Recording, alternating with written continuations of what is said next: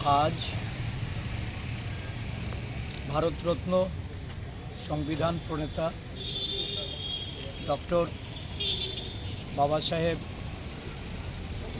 भीमराव रामजी आम्बेडकरेर प्रयाण दिवसे प्रदेश कांग्रेसের पक्ष থেকে আমরা श्रद्धांजलि अर्पण करी। भारतवर्षेर এই মহামানব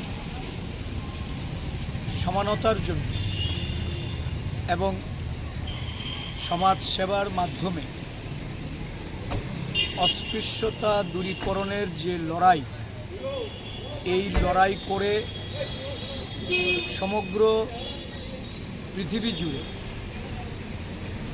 ওনার যে মহান আদর্শ, এই আদর্শকে উনি ছড়িয়ে দিয়েছিলেন। আজও আমরা এই আম্বেদকরজির কাছ থেকে অনুপ্রেরণা জুগিয়ে চলেছি এবং সংবিধানকে মান্যতা দিয়ে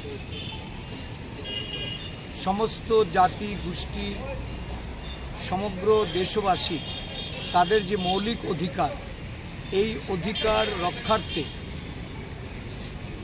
সারা দেশব্যাপী ভারতীয় জাতীয় কংগ্রেসের সৈনিকরা ওনার দিশাকেই পাথেয় করে আমরা চলেছি। আজকের দিনে আমরা ওনাকে স্মরণ করে সংবিধান রক্ষার্থে এবং অস্পৃশ্যতা দূরীকরণে বিবিধতা যে বিভাজনের লড়াই, এই লড়াইয়ের বিরুদ্ধে আমরা সোচ্চার।